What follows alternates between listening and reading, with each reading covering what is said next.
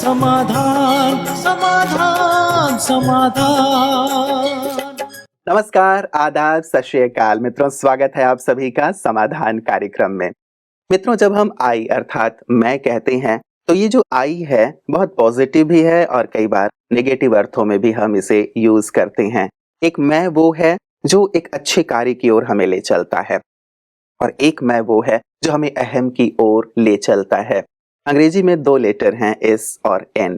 इन दोनों के बीच में यदि आई आ जाए तो वो सिन हो जाता है और ये सिन तब होता है जब हम अपने मैं को अहम के रूप में यूज करते हैं कि मैं ही ऐसा कर सकता हूँ, मैं यहाँ हूँ तभी ये कार्य हो रहा है, मैं नहीं रहूंगा तो कोई कुछ नहीं कर पाएगा, मैं ये हूँ, मैं वो हूँ। तो अपना ही बड़प्पन, अपना ही अहम हम वहां पे दिखाते हैं और जहाँ पे अहम आ जाता है, जहाँ इस प्रकार का मैंपन आ जाता है, वहाँ संबंधों में बहुत ज्यादा दरार पैदा हो जाते हैं। हम जानते हैं कि बहुत बड़े विद्वान थे रावण, लेकिन फिर भी उनके अंदर ये अहम का ही भाव था जिसने उन्हें विनाश की ओर अग्रसर कर दिया। इसलिए इस प्रकार से मैं को यूज नहीं करें, बल्कि एस और एन के बीच में यदि हम यू लगा देते हैं तो वो सन हो जाता है। सन अर्थात सूर्य, प्रकाश।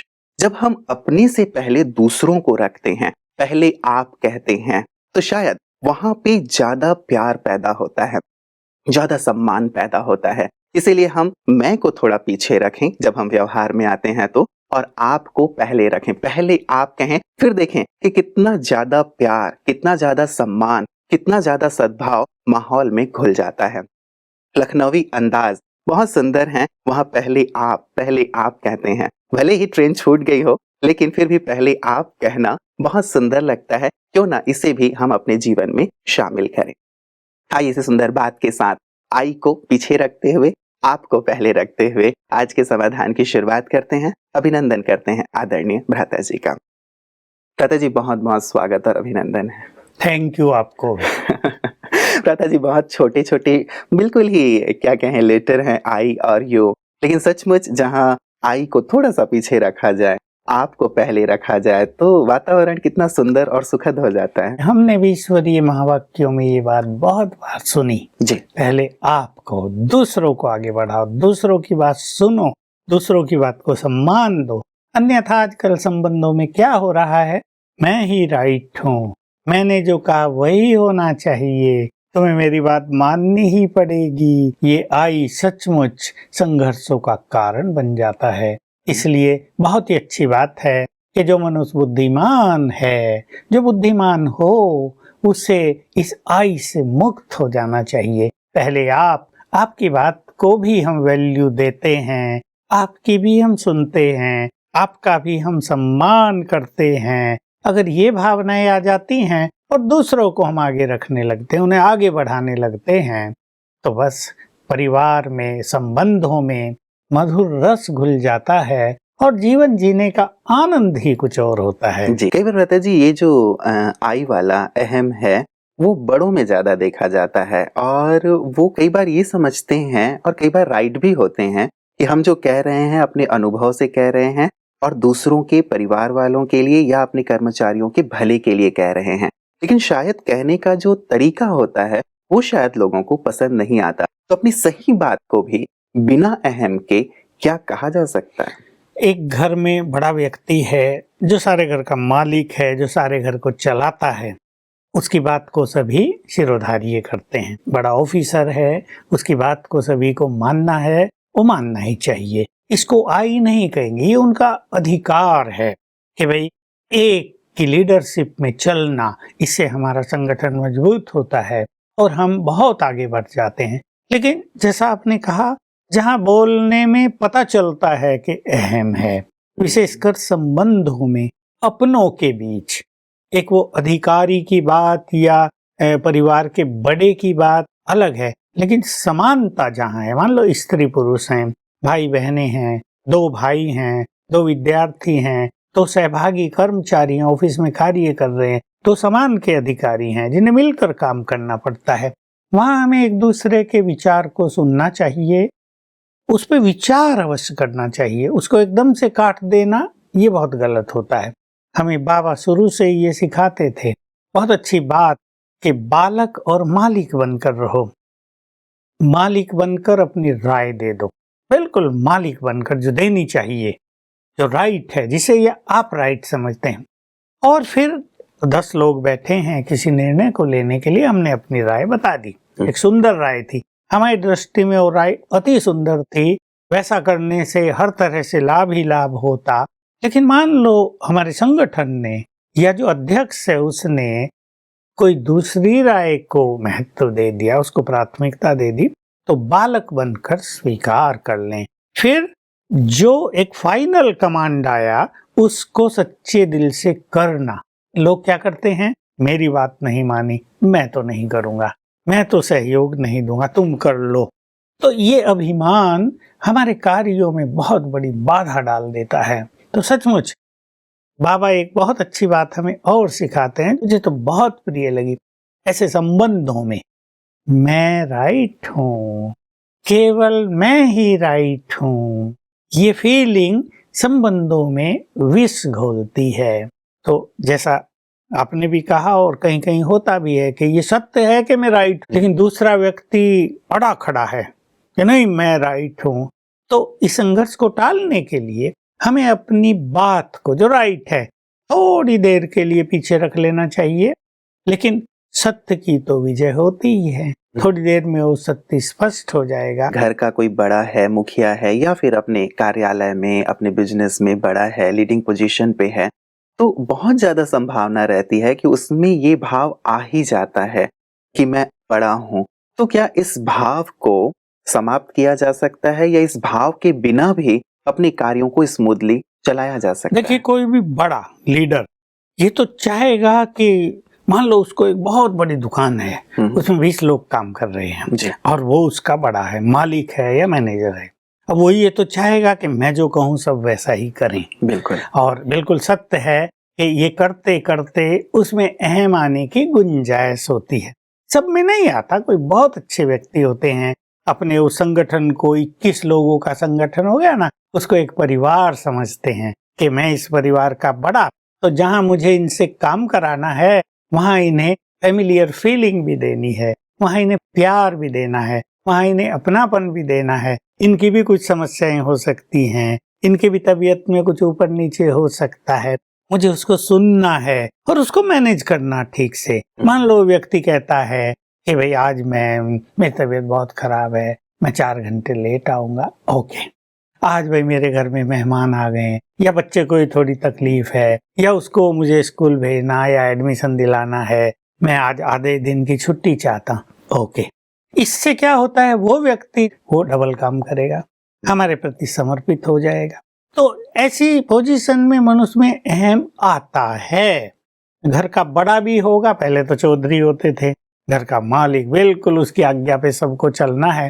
लेकिन धीरे धीरे ये बात स्लिप होती गई, हाथ से निकलती गई, क्योंकि उनमें अहम होता गया। अब जो नीचे के थे, मान लो बच्चे थे, अब वो 15-20 साल के थे और ये दादाजी 60 साल के, अभी बड़े हैं तो इन्हें मानना ही है। लेकिन जब ये बड़े हुए, 30 साल के हो गए, तो इन्होंने उनकी बात को रिजेक्ट करना प्रारंभ कर दिया, क्योंकि इन्हें महसूस हुआ कि दादाजी राइट तो हैं पर अहम बहुत है और यहाँ राइट नहीं है, लेकिन वो अपनी बात मानेंगे नहीं। तो ये पावर में आ गए, इससे परिवार में अशांति होने लगी, बिगड़ने लगा। तो मैं ये कहूँगा, बाबा ने आकर इसका बहुत सुंदर ज्ञान दिया। बाबा हम भगवान को कहते हैं, किसी मनुष्य को नहीं, ब्रह्मा बाबा को नहीं, शिव बाबा जो निराकार है। तो निराकार शिव बाबा ने एक बहुत अच्छी बात सिखाई कि यदि तुम्हें इस अहम को छोड़ना है और अथॉरिटी भी रहे, तुम्हारा रुतबा भी रहे, ऐसे नहीं तुम अहम को छोड़ दो और तुम समझो हम तो बिल्कुल कमजोर हो गए, कायर से बन गए, सिर झुका के चलने लगे, ये भी ना हो। क्योंकि जो ऐसी पोजीशन में व्यक्ति होता है उसे जरा पावर से भी, अथॉरिटी से भी, और इसे लोग आवश्यक मानते भी हैं कि ये दिखाना होता है, ये आवश्यक भी है, अन्यथा लोग मिसयूज करते हैं, डिसएडवांटेज लेते हैं। तो इसके लिए बहुत अच्छा अभ्यास है स्वमान का। स्वमान का जब हम अभ्यास करते हैं तो एक तो हमारा अभिमान डाउन होता जाता है, दूसरा सम्मान हमारे पीछे परछाई की तरह आता है। तो देखिए, अगर 10 लोग हमारे साथ हैं, वो हमें सम्मान भी दे रहे हैं और हमारा अभिमान भी नष्ट हो रहा है। तो एक सुंदर बैलेंस आ जाता है, हम नम्र भी रहेंगे और अथॉरिटी में भी रहेंगे। बिल्कुल, मतलब इन दोनों का अभ्यास बहुत ज्यादा जरूरी आवश्यक हो जाता है, स्वमान में रहें, उसकी प्रैक्टिस कर लें। दादा जी एक बात और, जैसे हमने कहा कि पहले आप, है तो बहुत अच्छी बात, सुनने में भी बहुत अच्छा लगता है और वैसे भी इंग्लिश में भी आफ्टर यू ही कहते हैं कि आप ही पहले जाइए। लेकिन कई बार एक मानसिकता भी रहती है व्यक्ति की कि यदि हमने सबको आगे किया तो शायद हम पीछे रह जाएंगे और सभी आगे निकल जाएंगे। तो क्या ऐसा है कि दूसरों को आगे करने से हम पीछे रह जाएंगे? सबको आगे करने की बात नहीं होती। जो व्यक्ति योग्य है या जिसे हम सम्मान देना चाहते हैं और भिन्न भिन्न फील्ड में, मान लो हम बैठ ही रहे हैं तो हम कहेंगे पहले आप बैठिए, ये एक हमारा मैनर है। अभी हम इकट्ठा कार्य कर रहे हैं और कोई बड़ा काम है, वहां तो नहीं कहेंगे पहले आप करो बात गलत हो जाएगी। वो कहेगा देखा खुद को करना नहीं है तो मुझे अड़ा दिया है, भारी काम है तो मुझे फंसा दिया है। दादा जी इसमें एक बात डॉक्टर एपीजे अब्दुल कलाम जी कहा करते थे, एक बार जब वो कुछ लॉन्च कर रहे थे तो वो असफल रहा, तो उसको लीड कर रहे थे वो, तो उन्होंने उसकी जिम्मेवारी खुद ले ली कि नहीं, ये इस असफलता की जिम्मेवारी मैं लेता हूँ। और जब फिर से उन्होंने प्रयास किया, बहुत मेहनत की, और जब वो सफलता मिली, प्रक्षेपण कर रहे थे कुछ, जैसे ही सफल हुए तो उन्होंने कहा नहीं, ये पूरी टीम ने ये कार्य किया है, उन्होंने अपने को पीछे रख लिया। ये मानता है, जी जी, यही उनकी महानता है और यही सबको सीखना चाहिए कि कार्य क्षेत्र में जब सम्मान मिल रहा हो तो पहले आप, और जब कार्य करना हो तो पहले मैं। तो बहुत ही अच्छी बात है। इसमें सत्य यही है कि जो व्यक्ति दूसरों को आगे बढ़ाता है, पहले आप कहने का अर्थ है दूसरों को आगे बढ़ाना, योग्य व्यक्तियों को उचित अपॉर्चुनिटी देना, एक अवसर प्रदान करना। ऐसा व्यक्ति कभी पीछे नहीं रहता, वो स्वयं भी एक कदम और आगे बढ़ जाता है। क्योंकि हमने अपने संगठनों में ये बात बहुत देखी है, जो दूसरों को पीछे करते रहे आज उनका नाम निशान नहीं है, और जो दूसरों को आगे बढ़ाते रहे वो उनसे आगे हैं। तो सत्य यही है। बिल्कुल दादा जी, मैंने उसकी बात की थी, एक लखनवी अंदाज बहुत अच्छा है, लखनवी तहजीब की, वो पहले आप कहते हैं। तो वो ट्रेन की बात थी कि दो नवाब एक दूसरे को कह रहे थे कि पहले आप जाइए, पहले आप जाइए। तो ट्रेन की बात आती रहती, जब भी मैं कुछ समय के लिए कहीं बाहर था तो ट्रेन में बड़े ही अच्छे और सुंदर चर्चाएं भी हुई, क्योंकि मैं भी आपसे बहुत कुछ जानता रहता हूँ।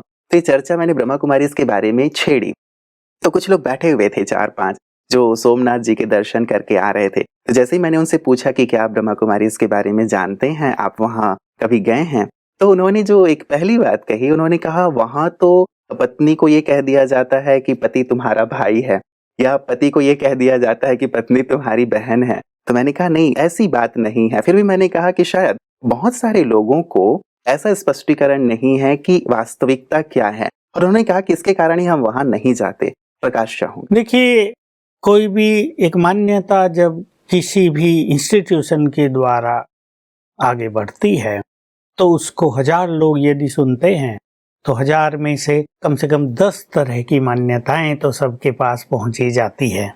अब यहाँ पवित्रता सिखाई जाती है, यहाँ आत्मिक भाव सिखाया जाता है कि तुम बॉडी कॉन्शियसनेस को छोड़कर इस फीलिंग में रहो, ऑल आर सोल्स। पति भी सोल है, पत्नी भी सोल है, बच्चे भी आत्माएं हैं, और एक प्योर फीलिंग से एक दूसरे के लिए रखें। अभी क्योंकि आजकल लोगों के अंदर वासनाएं बहुत बढ़ी हैं, तो वो ऐसा समझ लेते हैं तो भाई बहन बना रहे हैं, तो वहां जाकर हम क्या करेंगे, हमारा जीवन तो बिगड़ जाएगा।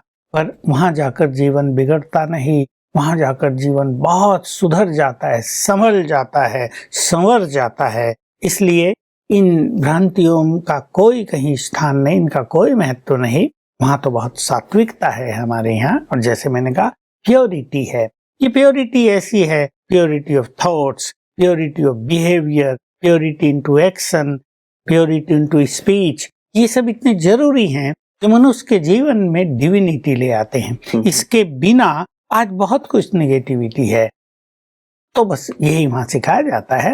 इसमें कहीं कंफ्यूज होने की कोई जरूरत नहीं। क्योंकि मैं तो कुछ उनसे बात इस विस्तार से नहीं कर पाया, मुझे लगा कि अब मुझे समाधान में आपके सम्मुख ही रखना होगा, क्योंकि शायद बहुत सारे लोग ऐसे भ्रम के कारण या ऐसी मान्यताओं के कारण जो लाभ प्राप्त हो रहा है ब्रह्मा कुमारी इसके द्वारा, जो सुंदर मेडिटेशन सिखाया जा रहा है, उससे शायद वंचित रहते हैं। तो ये भ्रम मतलब उनका निरर्थक है। ये निरर्थक भी है, और मैं इसके समाधान में कहूंगा जी कि अगर आप ब्रह्मा कुमारी में जाएंगे तो आपको संपूर्ण सत्य प्राप्त होगा। जिस सत्य की मनुष्य को युगों से तलाश थी, वो सत्य आपको मिल जाएगा। जितने भी प्रश्न आपके मन में, अंतर मन में, अचेतन मन में कभी भी हजारों साल से उठे हों, उन सब का आंसर आपको यहाँ पर मिल जाएगा, जो ग्रंथ पढ़ने से नहीं मिलता। पहली चीज। दूसरी चीज, एक बहुत सुंदर परमात्म मिलन की अनुभूति होगी, जिससे मनुष्य युगों से मिलना चाहता है, जिससे मिलने के लिए वो घर छोड़ के जंगल में जाता था, जिसको मिलने के लिए वो त्याग और तपस्या करता था, व्रत और नियम रखता था, उससे मिलन सहज हो जाएगा। इसलिए मैं कहूँगा, जिन्हें अपने परम पिता से मिलना हो, जिन्हें संपूर्ण सत्य को पहचानना हो और जिन्हें प्योरिटी अपनाकर अपने देश को महान बनाने की सेवा में योगदान देना हो, वो इन भ्रांतियों को एक तरफ रखकर एक बार हमारे ईश्वरीय विश्वविद्यालय में आकर अवश्य देखें। वहाँ कितना पवित्र वातावरण है, वहाँ आते ही मन में कितनी पॉजिटिविटी आ जाती है, वहाँ सफलता के रहस्य प्राप्त हो जाते हैं, जीवन कैसे खुशनुमा बने ये पता चल जाता है, ये मार्ग मिल जाता है। इसलिए एक बार तो सबको आना ही चाहिए। जी जी, बात भ्राता जी शायद वही ब्रह्मचर्य की है। मुझे ऐसा प्रतीत होता है कि यदि ब्रह्मचर्य की बात यहाँ की जाती है और व्यक्तिगत रूप से व्यक्ति ये समझता है कि नहीं, हम शायद इसका पालन नहीं कर पाएंगे और वहां जाएंगे तो ब्रह्मचर्य में रहने की बात कही जाएगी, इसलिए शायद लोग नहीं आते। तो एक प्रश्न मैं जानना चाहूंगा भ्राता जी, आपके सामने रखना चाहूंगा कि क्या आने के बाद आते ही उन्हें ब्रह्मचर्य की पालना करनी होती है, या वो आए, कुछ सीखें, कुछ जानें, कुछ पाएं? यहाँ पर ज्ञान और योग ऐसा सिखाया जाता है जिससे पवित्र बनना, ब्रह्मचर्य का पालन करना सरल हो जाता है। क्योंकि मैं बहुत ओपनली कह सकता हूँ कि वासनाओं को दबाना बहुत भारी काम होता है। तो एक सांसारिक व्यक्ति ये अवश्य सोचेगा कि वासनाओं को समाप्त कर देना ये बहुत कठिन काम है, हमारा जीवन कहीं अशांत न हो जाए, हमारी खुशी कहीं लोप न हो जाए। लेकिन हम आपको बता दें, लाखों लोग, कितने ही लाख लोग पवित्र जीवन बना रहे हैं। विदेशों में बहुत सारे लोग पवित्रता को, ब्रह्मचर्य को अपना चुके हैं। तो यहाँ का जो राजयोग है, उससे हमारा जो परमात्मा से कांटेक्ट होता है, उससे शक्तियां मिलती हैं, तो हमारे अंदर की प्योरिटी जागृत हो जाती है और इन वासनाओं को जीतने की शक्ति मिल जाती है। इनको दबाया नहीं जाता, इनको जीता जाता है।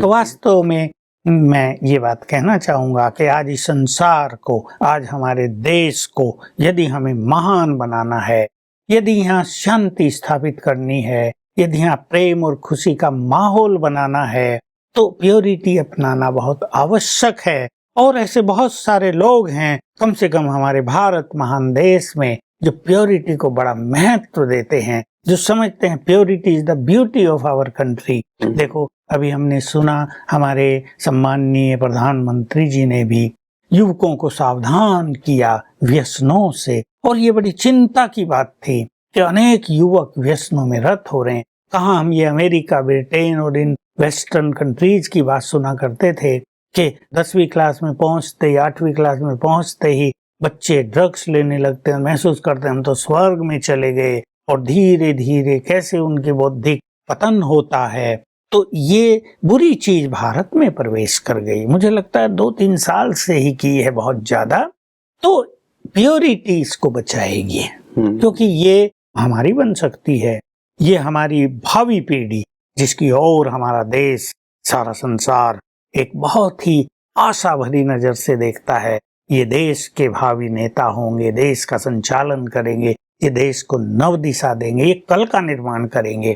तो वो इससे अगर बच जाएं तो बहुत बड़ा योगदान होगा, और हमारा ये ज्ञान और योग, हमारी ये प्योरिटी सबको इन व्यसनों से मुक्त कर देती है। शायद व्यक्ति एक सतही तौर पे देखता है कि यहाँ ये बातें होती हैं, इसलिए हम नहीं जाएंगे।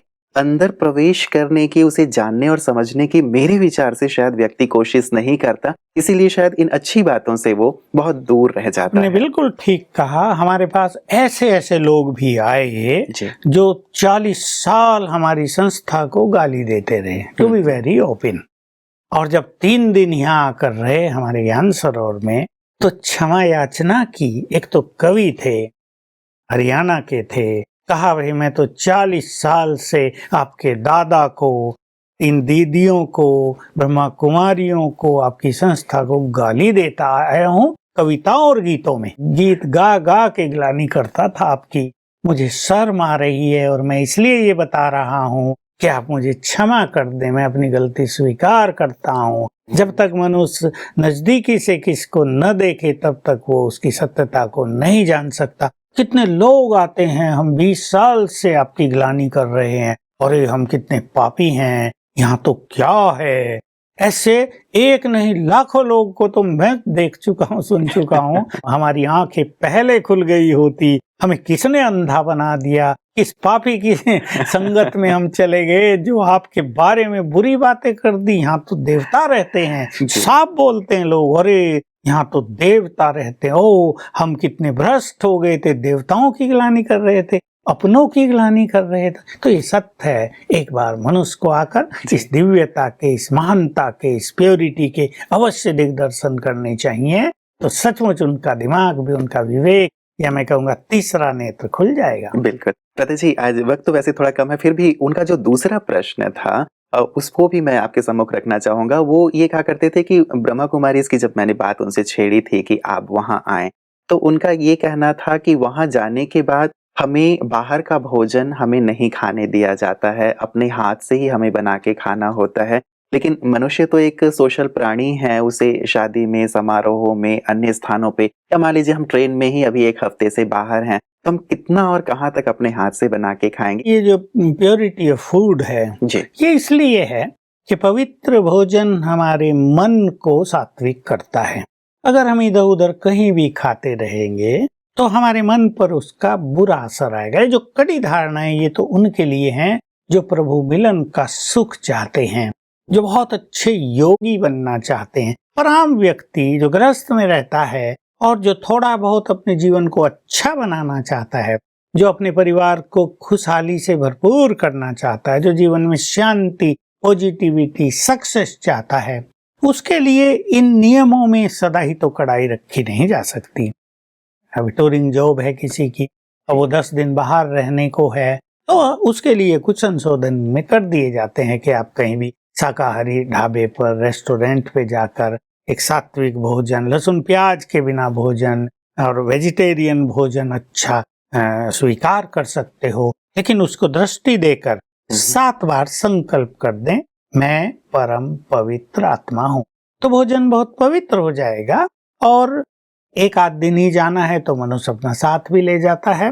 तो इसमें यही है कि सात्विक भोजन तो हमें स्वीकार करना ही चाहिए। तो जहाँ मनुष्य को चाह होती है वहाँ राह वो निकाल लेता है और ये सहज हो जाता है। बिल्कुल बिल्कुल प्रता जी, नियम शायद कईयों को बंधन से लगने लगते हैं, उनको ऐसा लगता है कि शायद हमारी स्वतंत्रता छिन जाएगी और हम आज जहाँ भी चाहें जाते हैं, खाते हैं, पीते हैं, वो शायद रह जाएगा। फिर भी इस पे सुंदर प्रकाश की आवश्यकता है, मुझे लगता है, क्योंकि एक अच्छा लक्ष्य हो और इसकी महत्ता का पता हो तो व्यक्ति जरूर उसे अपने आचरण में लाता है। मैं कल चाहूंगा प्रता जी कि इस विषय पे जो ट्रेन में हमारी बातें हुई हैं, तो हम भी ट्रेन में सवार होके उनके प्रश्नों का उत्तर जरूर दे दें। आज के सुंदर प्रकाश के लिए आपका बहुत बहुत शुक्रिया।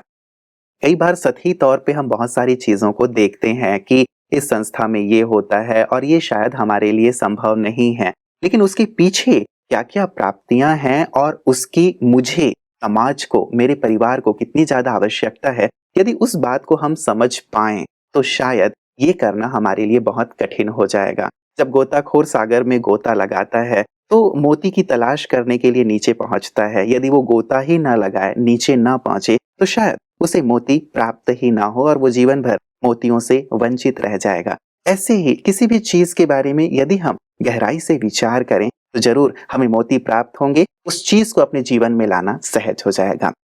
बने रहिएगा समाधान कार्यक्रम में। इस सुंदर चर्चा को हम आगे भी भ्राता जी के साथ जारी रखेंगे और साथ ही अपना ख्याल भी अवश्य रखिएगा। नमस्कार।